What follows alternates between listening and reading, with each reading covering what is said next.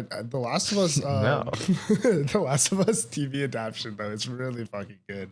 So with the scenes, Richard, Yeah. when you look at some of the scenes, that if you do the comparisons, like I've seen on IGN done that, where they show certain scenes and they're corresponding in the game, they're actually flipped. It's like when Joel's holding his daughter Claire, it's the opposite side. Or the police officer is pointing his gun at Joel, it's at the opposite side than it was on the game. And did you like that plane crash? Yeah, I did. I liked it a lot more than the ambulance crash. Oh, it was the gas station. No, like in the beginning, the crash, Yeah. like an ambulance crashes over them, and they're like, "Ugh, ah." But in this one, it's Yeah. a plane, and they're like, "Ah, ugh." Well, I was talking about for the explosion, but yeah, I was just talking about the fucking ambulance. So did you? They did Ambient. explain why Joel and Sarah didn't get affected at the beginning. Yeah, because they didn't need the weed. Yeah, they on the radio it was talking about how Duz was dealing with some shit, and I like the little details, the nods to like why she bought the watch for Joel because he was smacking his wrist. He needed a watch. There was a lot of good fucking details. Did you get the Curtis and Viper detail? Kubis and Hubis. Curtis and Viper, the movie that they put in. I don't think I noticed that. I don't think I got that part. That was the movie that Claire picked out. Oh, the movie. Yes. No, I didn't really focus on it. Last of Us 2 actually brings it up with Dina, where Ellie was talking about what movies that they were gonna watch, and Joel's favorite movie was I Curtis never and Viper watched 2. or played Last of Us 2. It's actually super cool. I was a little girl kicking her feet. I think, ooh. No, this is actually versus Velma, and the fact that Velma is an Indian, or the same fact that Velma has also been Japanese. They didn't change her character like they did with Claire, because Claire is clearly not black. It's a white suburban girl. Looked like she played soccer. And the new Claire, when they had her in there, not Claire, Sarah. I didn't mean it. I didn't care. It was actually really nice to have her there. Got to the point where the spoiler for her, but the point where the end of the flashback, I don't know, 2003, I guess that was the time. It was a lot more emotional for that than versus in the game. I don't feel like we actually had that much time in the game to get to know Sarah. And then they were showing some scenes for the next episode. I don't know where it was actually, but it was really cool to watch some of the characters and the props in the set. Richard, do you care about like the very, very end about something he gets? Oh, yes. He doesn't use it. And tell me, I don't care. Dude, if you see it though, you're gonna call some bullshit on it.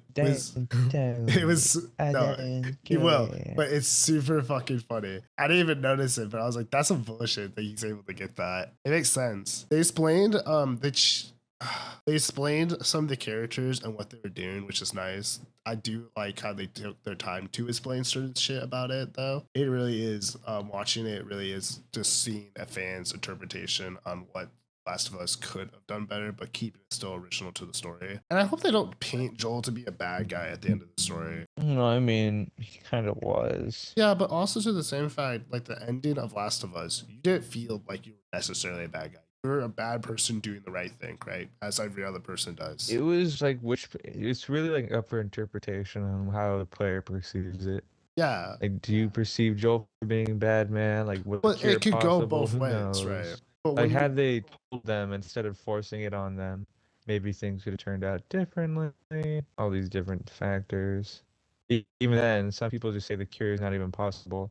Well, the bigger threat is not even the zombies itself, but just humanity's fallen. That's what they're taking their time in The Last of Us TV adaptation, which you can watch if you see partly into the time skip, but they do take their time to explain how the cure would be possible. I've seen a lot of people say it's not possible. I thought it was possible. Not during the game. But then, the game didn't show anything. Well, yeah, because you kill anyone who could have made it possible. No, but they don't make it like refer to how are we going to distribute the cure. No, don't at all. And in fact, a lot of people hate the Fireflies as well. So it's not like they have a good standing. They don't make it like it doesn't seem possible, and it's kind of like flat. Like you can infer certain things, but the game doesn't bother to explain it. Sure, they could have made the cure, but even then, people don't like them. Yeah, the Fireflies wouldn't be liked. They wouldn't have a way to distribute it. It would only be between the Fireflies, and how would they make more? Sure, they make it one time. Yeah, how would they make more? They can make maybe 5x with this one person, and they've tested on like many more before her.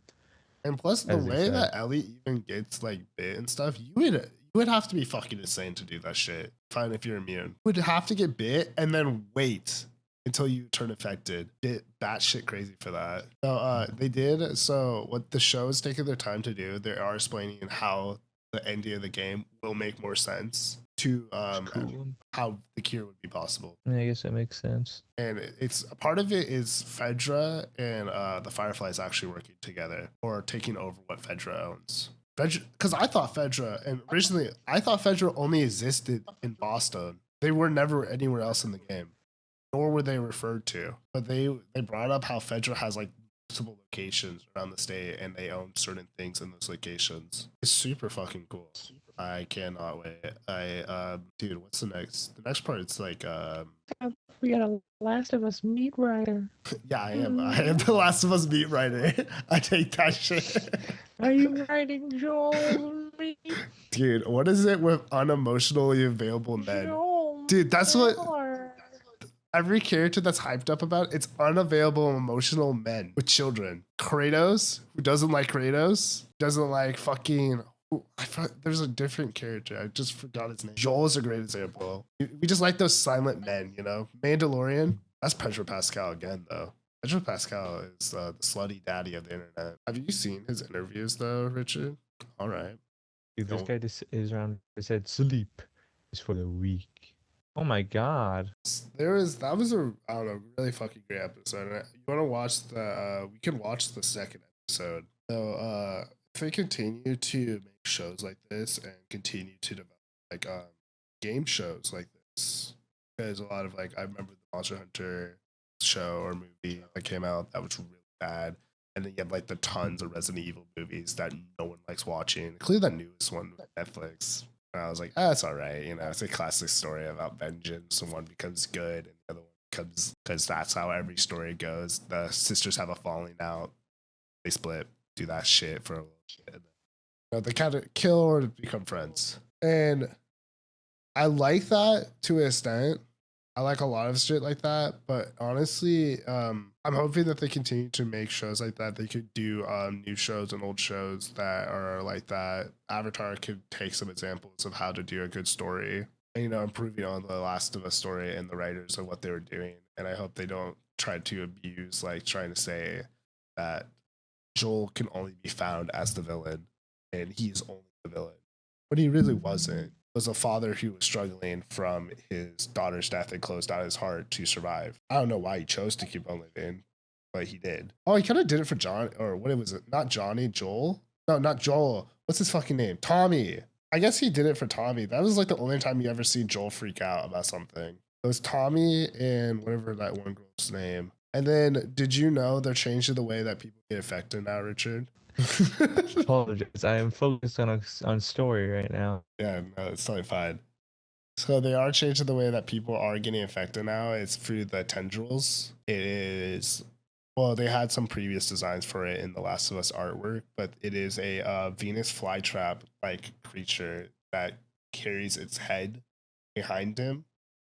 And that's sort of like, I like it, but I don't think they're going to do that in the show because you still have the clickers, the bloaters, and the feral.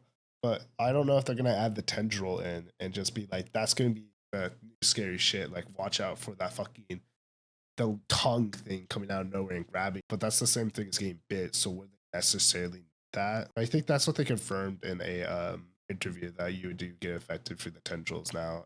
Majority of the time. God, Last of Us 2 came out and they the story to be like Joel's just the dick. That pissed me off. Other than that, I rate that first episode a really high. I hope the rest of the show keeps up, and this might be HBO's only chance to come out of the god awful movies and things they rushed at the end of it. If it's even a little bit rushed at the end, people lose their shit. I think HBO is going to be deader than a fucking doornail. They haven't made a good HBO original for a bit. Divas is all grown up and far sexier in more ways than one. It's the report that got at esports. Live fans have noticed that another big change to her design. She has a literally big, bigger booty